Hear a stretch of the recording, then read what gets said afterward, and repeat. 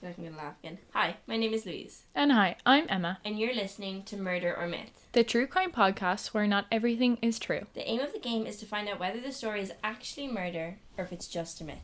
Now, let's get started. Okay, so I'm going to be telling the story in this week's episode. And this is the story of Andrea Cadell, the Tennessee mother convicted of the brutal death of her 2-year-old son, Xander John Cadell. So the Cadells were a family of 4 living in the outskirts of Clewiston City, Florida. A bit of backstory. Andrea and Richard were both from Tennessee and had met in the year 2000. Less than 6 months into dating, the couple fell pregnant with their first child, Jackson. Richard came from a devout Protestant family and the couple got married while Andrea was pregnant. Okay. So once the baby was born, the couple moved out of their family homes and relocated to Florida, Clewiston City, where Richard got a job with Tower Hill Insurance Firm. In October 2003, Andrea gave birth to their second child, another boy, Xander George. On the 7th of April 2005, 1 month after his second birthday, Xander tragically drowned in their home outdoor pool. Okay. So oh no. That's where I am. That's not good. Jackson was 5 years old at the time and was playing outside with his younger brother.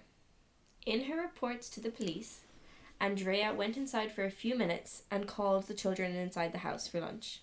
So she said she had assumed Jackson would bring Xander inside with him and rushed outdoors to find no sign of Xander until she spotted the child in the pool. So she said she jumped in to pull him out and gave the baby CPR. When emergency services arrived, she was holding the child still in her arms, and Jackson was inside the house playing. Okay. So that seemed a little bit... Yeah, because it seems like there's this short time frame there, and if it had just happened, if she claimed like she just turned around, she should still be doing CPR. She should still be doing CPR. So, during testimonies, Jackson was very reluctant to speak about the day and would become more and more distressed during questioning. So, his mother requested that the police stop questioning him as it was unfair on the child, and she claimed it was only further traumatizing him. Because he's still very young, he's only 5 years old. Yeah, would a 5-year-old even fully know what had happened? Kind of. So, one strange detail is that the family had been on holidays abroad in Banff, Canada, but had cut the week's holiday short by 3 days. Oh. So Richard claimed one of the kids had been unwell, and that's why they came home. While in Andrea's statement, she said her and Richard had gotten into a disagreement over the children's behaviour and wanted to cut the holiday short. So, the police arrive at Andrea's home, and upon their arrival, they note that she's kind of unemotional while the paramedics are attending to Xander. Okay? Yeah. And Xander was then announced dead at the scene. Now, a psychiatric evaluation later concluded that she had been in a state of shock, and days and weeks later she was becoming more and more hysterical about the death, and her behaviour was becoming more erratic. Okay. So, due to the grieving of her child, so that kind of no longer became suspicious that she had been on motive, it was just hadn't settled in. So the death was ruled as accidental drowning, but an inquest was opened into neglect and child abuse, leading to death for the parents. Yeah, I suppose that's probably just procedure. Yeah. Now, during this inquest, regular evaluations were performed on Andrea and Richard, as well as frequent social worker visits to their home. Andrea at the time was diagnosed with insomnia, and on one of the visits was found to be addicted to a number of OTC medications, including Sonata and Klonopin, which are short-term use sleeping pills. Okay, and is OTC, is that just for sleeping pills? Sorry, is that... That's over-the-counter medication. Oh. Over-the-counter medication. So, like, non-prescribable. You're using cool slang. I cool can't keep up. Okay. So, then came out the time that Andrea had previously asked for support from Jackson's school and local child services as she was struggling, but there were little options available to her.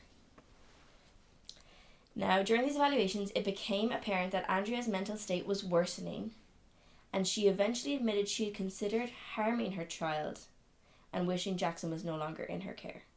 So one child is unfortunately dead and the other child is still there, alive, and she's now admitting in these counselling sessions that she no wants longer wants him in care, and she's thinking of harming him. So obviously he immediately gets taken out of her care. So she's saying she wants to harm the only child she's left. The only child she's left. Okay, so red so flag. She's really struggling with her mental state of minding them. So the death of Xander then went to court as a filicide case, which is the deliberate act of a parent killing their own child. Okay.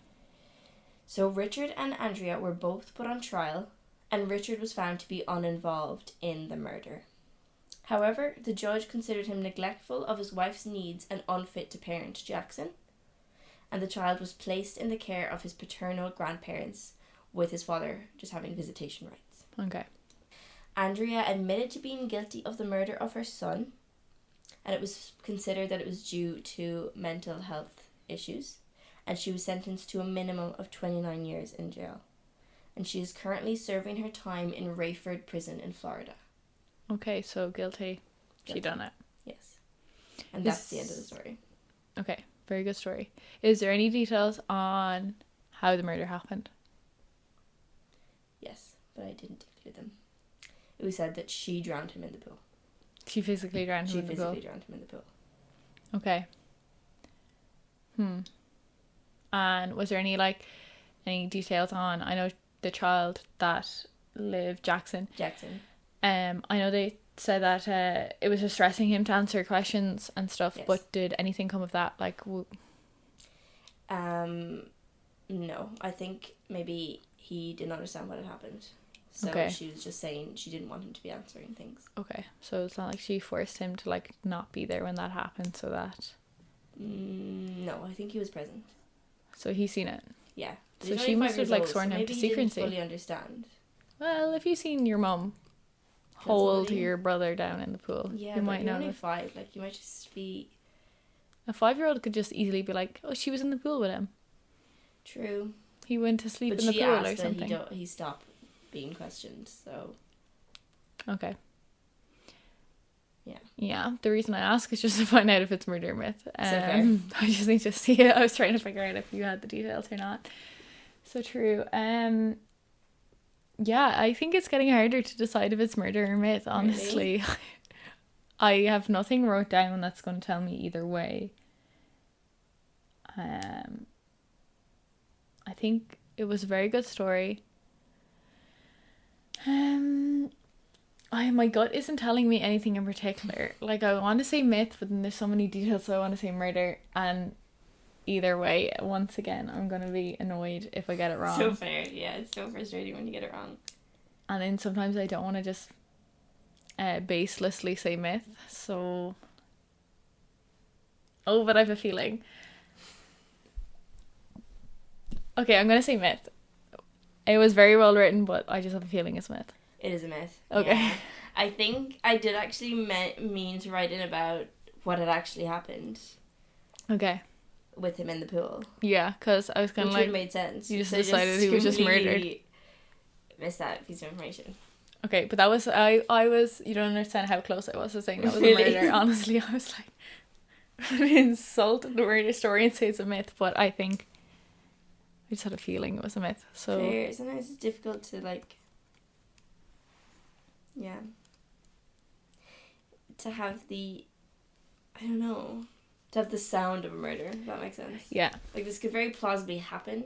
Yes. But I know when I was reading it, I was like, does it sound like a murder? The way I'm saying it? Yeah. And it felt like it didn't. But anyway. Yeah, there was a lot of things where you're just even at... You kind of just said... She was found guilty of murder. Yeah. So fair, so true. She didn't admit it. How do we know that she done that? Was there any details about the body that show that, I suppose? I don't know. I really did intend on including that he was found, that he drowned. But anyway. Okay, well, thank you. Very good story. Yeah, thanks for listening. It really puts me in frustration, distress when I can't figure out which one it is. Okay, at least we're getting better. I don't want to guess wrong. Okay, yeah, we're getting better. To get better, so that's all. That's good. We're on the up. Absolutely. Heard it here first. We're on Spotify. How many times do you think we can mention Spotify in one episode? At least 4. You get banned from it or something. They're gonna be stop saying your name. Okay, well, this has been Murder or Myth with your hosts Louise and Emma. On this week's episode, Louise's story was a myth, which I guessed correctly. Thanks for listening. Make sure to like and subscribe and find us on all streaming platforms. And join us next week for another thrilling adventure. Remember, it's myth until proven murder. Slay.